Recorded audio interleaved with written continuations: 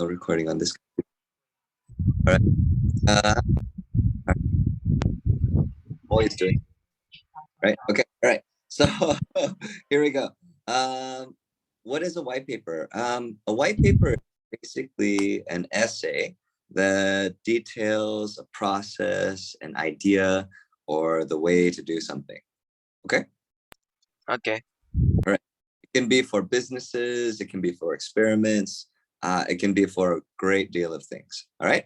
And yeah, so the one that I came across today was going to be the original white paper written by Satoshi Nakamoto on Bitcoin, which is Bitcoin, a peer-to-peer electronic cash system, right? And, you know, Satoshi Nakamoto is a fake name, right? So nobody knows who this person is. Clear? Clear.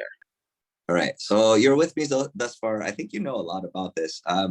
It's kind of cool. Like I haven't read it until this morning, actually. You know, so that was a nice little find. I was like, oh wow, this exists, and I should read this. Right? It's only 9 pages. Right? No, it's only 9 pages. And then when you think of Bitcoin, Yahoo Finance. Actually, let's go to Binance.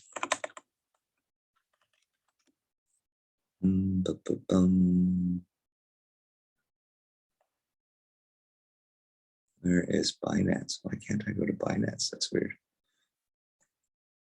Oh, I know.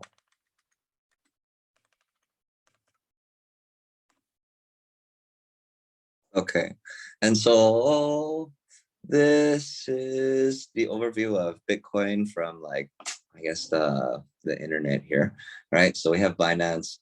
Red imply or shows how many people are selling it, and then green shows how many people are buying it. Okay. Okay. All right, and that's happening in real time. Okay, and then the total here means how much it's worth in USD. Clear? Clear. All right, and this is a trading pair called BTC and USDT, which is a stable coin, right? This is a stable coin. That means that the value of it does not change. Okay. Okay. All right. The other thing I think that's going to be important, it's that, wow, it dropped $1,000 while we're watching it. Yeah, the Bitcoin and it start falling a little bit. Yeah, and the next important thing to look at is always the parameters or the metrics, okay? And that's any topic, really, right? So this is called coin market cap, and this is a nice little overview of what's happening in the crypto world, I guess, right? And you're starting to invest, so, all right, you're paper trading, and how old are you again? You're 14? Now I'm almost 30. Almost 13. You're 12, and you are, oh dude, that's amazing. High five, dude. Right? That is amazing. You're part of the future, buddy. Okay, you really are.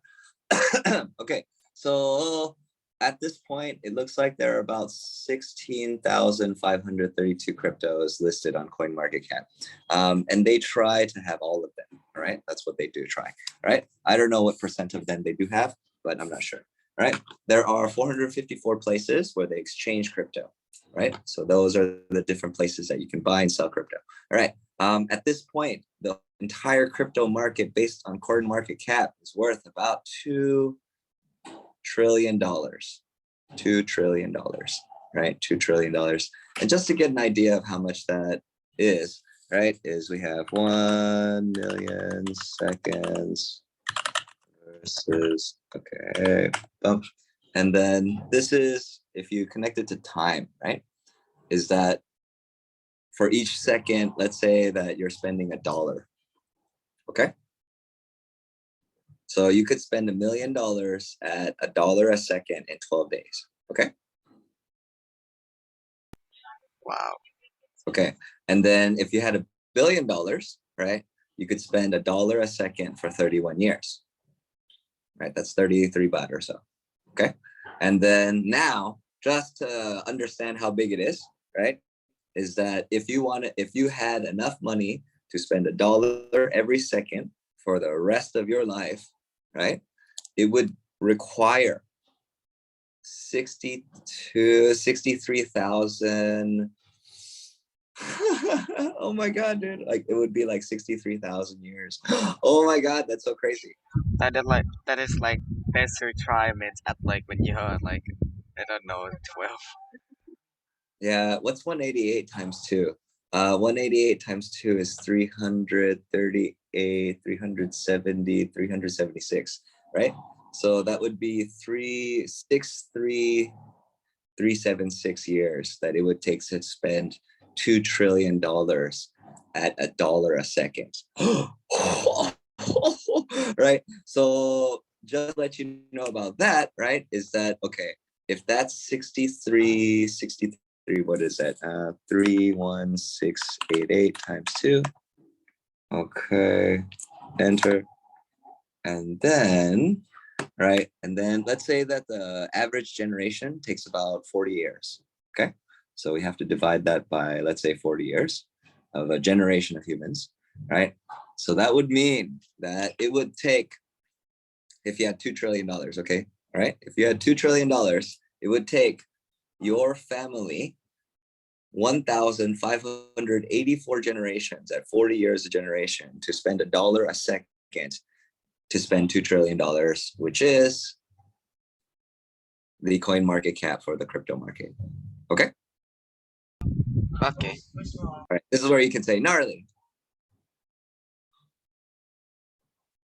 Gnarly. Not You say, not what's Nari? oh, that's mental or that's crazy. Okay. Ah, I see now. All right. So that's Nari. Did It is, did I pronounce it you do, right? you do Kuman, you do math, so it is pretty crazy. Yes. Yes, yes. Okay. Cool. All right. Now, the other thing that's going to be important to know is that there's always a limited number of circulating supply in Bitcoin. Okay. And all the other. Okay. Uh-huh. All right. And so at this point, there are only supposed to be ever 21 million Bitcoin. However, a good number of those have been lost forever.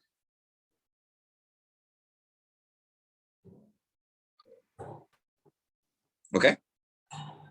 Okay. Okay. Do you know how that it's lost forever? I don't know.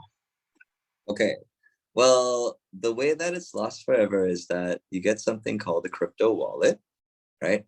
And you download it, you set it up, and then you get a 12-word password. Okay. 12-word password. Okay. And that 12-word password is non-recoverable. Okay. Non-recoverable. So if you lose it, you're dead. It's gone. Okay. Okay. All right. And that's how they lose it. Right. So the way that that kind of looks here is that this diagram does a pretty good job of explaining it. Right. So right now, it's that imagine that you have a wallet and then you have something called a private key. Okay. Uh-huh. And then when you have one Bitcoin, it will sign that transaction with your key. Okay. Uh-huh. And then the person before you already signed it, and the person after you will sign it. And that will go on pretty much forever. Right. And all of that data is tracked. Clear? Clear.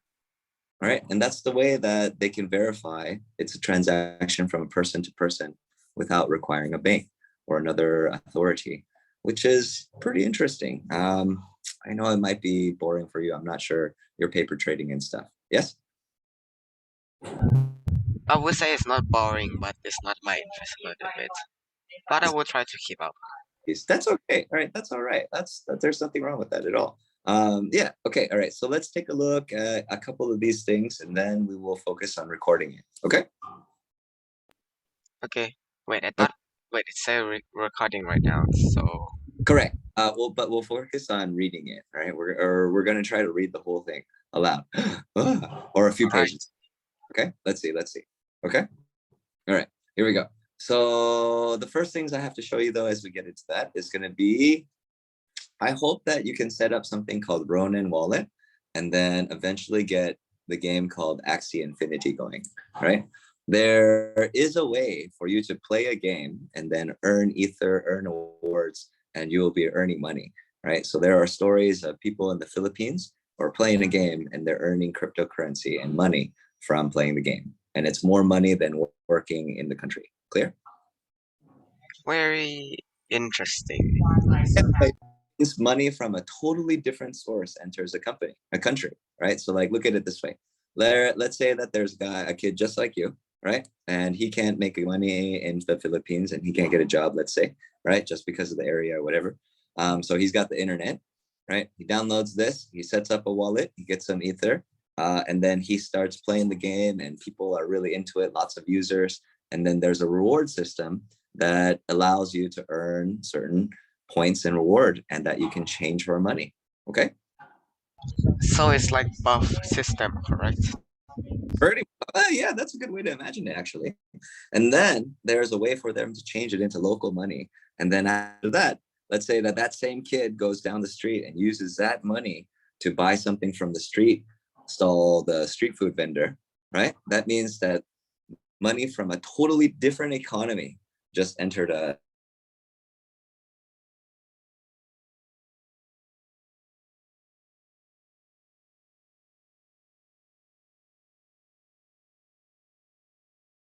for. You disconnected. Oh no. Okay, all right. I'll say that part one more time. Okay. Okay. So it's like this. If that kid in the Philippines was able to earn from a totally different ecosystem and economy, and then change it into local currency, and then spend it at the street food vendor, that means that he put funds from a different economy into his own local economy. The question is how much like advertisement they need to do to just like make a good amount of money to just put it in like one of the tiles. That's a good question. I'm not really sure. Because like even the buff system, the buff like the program application, they requires like money too. So they just use like advertisement to get money from it. And like it took like a while for me to just only like 100 buff coins. And I still got like far away more to just go to get like 1,200 to get like only $10. Well, there was a 4-step process that was on the website. And then there's a YouTube research that you can probably do to get through that, right? But 4 steps was, the first one is that you had to set up a Rodin wallet, right? That was where you had to have your own crypto wallet. The second one was that you had to actually set up Ronin wallet as an extension to your Google Chrome if you're doing it that way. There were other ways to do it.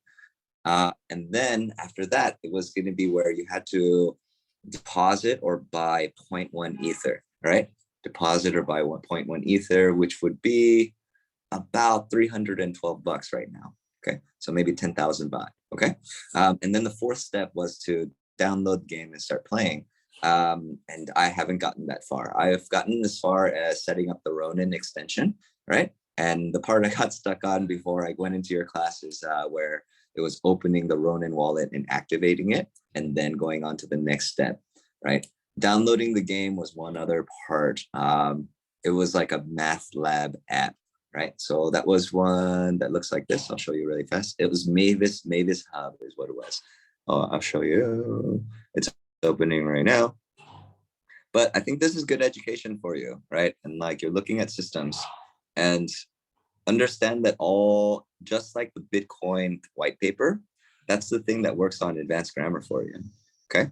Somebody took 9 pages and explained very, very, very complex topics and then showed how to make it, right?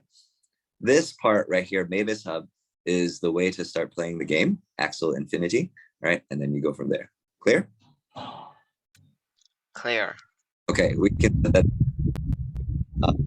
love to get us and like a few of the Wattbakbo kids to start playing this game and then organizing how that gets rewards, right? That would be very interesting. Okay, so we have that closing this, all right? And you know how it costs, the market caps, right? You see how many there are. There are about 1,500, no, 16,532 cryptocurrencies right now. Okay, all right. Closing this, closing this, closing this, closing that. I have one of those. Okay, all right. So going through the profiles here really fast, right? Is that I did not invest heavily in crypto. I've been really busy. There are kids and stuff. There's I not would much. say it's like understandable too because crypto in the other side is like gambling because crypto is not like the like what do we call it? The trading system, or like the uh,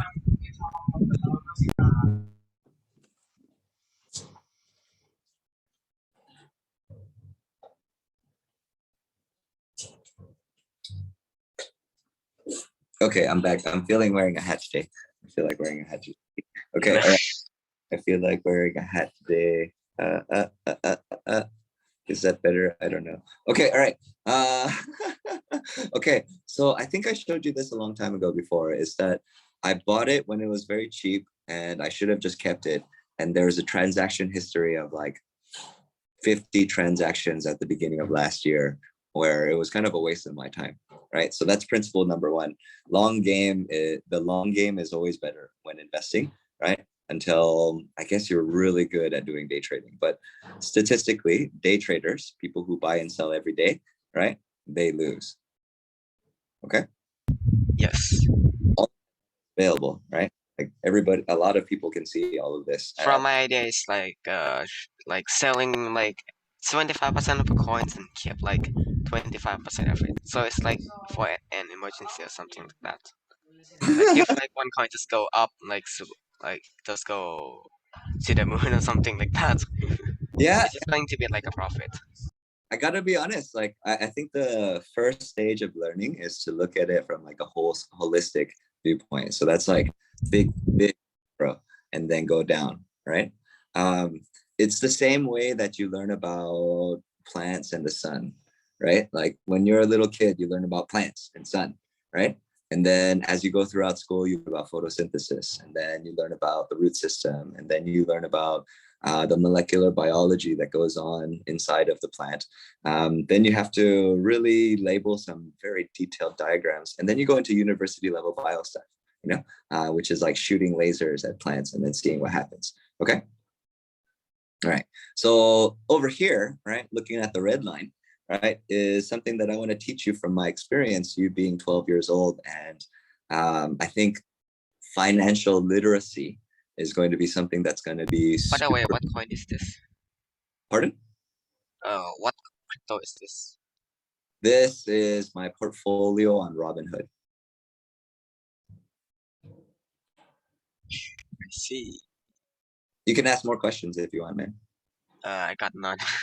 I got Okay. only one question. Yeah. Interrupt me anytime with questions. Okay. I welcome them. Clear? Okay. Clear. All right. So, man. Okay. All right. The biggest thing to look at with here is that you are going to be investing probably for the rest of your life. I think that's very, very likely. All right. And that's a category that's called financial literacy. And in simple words, it's that you make your money work for you instead of you working for your money. Is that clear? That is in the that is in like the we should hand for that. They told us like the most people of like the wealthy or like the what do I say like the poor people or like the wealthy people usually just work for money, but like the rich people get richer because they don't work for money. Money works for them. Like if you can like you Essentially, see. like a simple case would be um let's say there are people. One person has to pay rent in their life, and then another person doesn't have to pay rent, right? Like they have a family house to live at, you know? And it's where in some places over the world, it's like 33% of your income plus minus, let's say 13% is how much you should spend every month for where you're living, including like maybe including like food and water, power, electricity, internet, that kind of stuff, right? So if you don't have to pay for that, you can save it or invest it. And that's a big deal. Right? That's a Because when super. you invest it, you could get more money, so you can cover like the bills and stuff. Correct. And that's just looking at one lifetime and two lives, right? So yeah. Okay. So what I'm trying to teach you with this red line here is that overall time, I am down $7.28 on crypto on Robinhood, this platform. Clear? Okay. Now the big red line that goes to down, all right, represents 20 days into my experience of investing on Robinhood. Okay. All right. So this is a gamified platform. That's where they make investing a little bit more like a game to reach a younger and, dare I say, a phone addicted generation, you know? And so there were some really big risks. Somebody lost a bunch and there was a bug. He committed suicide. It's a serious thing. Okay. All right. So what I'm trying to tell you here is that I bought into, it was about 20 days of doing my own thing and not really paying attention to everything outside. And then it was about 5 days of looking at all the news and Reddit and one group in particular called the Wall Street Bets, right? And then there was some timing in there, and I remember for about 24 hours, it was pretty scary, right? It was pretty scary where my heart was beating, and I was like, oh my God, I think I just lost $500, you know? And then I had faith because I was going to make sure or hoping that it was going to go back up so I wouldn't sell it when it was down, right? So that is key principle number 2, right? Number 1 was long-term game is always better, right? And so you getting in now is really great, right? Two is that it's a heart pounding experience.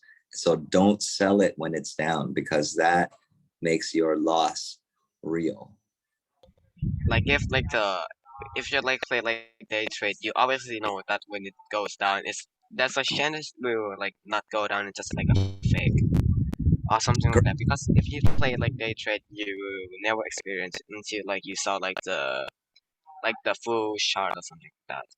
Correct, right? And so that's where your generation has an advantage over mine and possibly the one before. It's that you try not to sell when it's going down, right? It's really, really like 99% of the time you've already planned when you go in and when you Well, leave. there's need to be like the stop loss too. Correct. Yeah. So, like the idea here for me is that I really don't need the money that it costs for these 100 dog coins, right? Um, and so I will just leave it here until like my kid needs it or his kid needs it, right? And maybe, maybe it'll be worth something or worth less. It'll still be funny. All right. But yeah, that's the concept. Okay. There is a small chance that it will get liquidated, right? And liquidation means that something happens with this company and this platform, and something forces them to send my bank account money from these holdings, right? And therefore, at that time, I would have to rebuy it again somewhere else. Okay. This doesn't all have to make sense to you right away.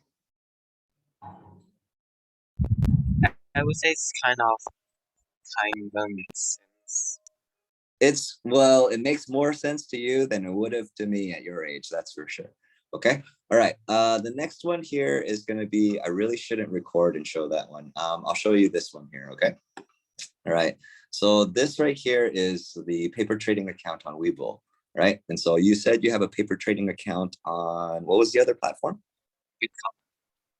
BitCup. Yes. Okay. All right. So this one is better. All right. This one is significantly better. Why is it better? Because it has a totally different range of access to markets than BitCup does. Okay.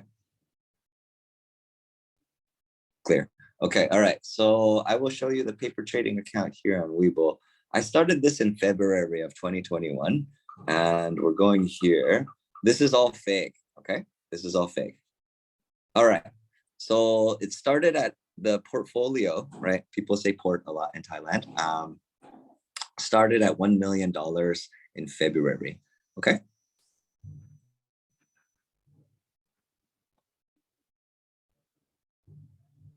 Clear? What is this? Oh, that's crazy. I don't even remember that. Okay. All right. Okay. So it is up 80% right now.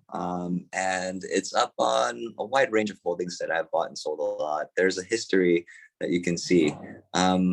I invest considerably different from lots of people now, before maybe, right? And then lots of people now, I think, have more positions, right? So each one of these is called a position. Clear? Okay. All right. So that's the quick overview. I will stop the recording real quick to show you this one.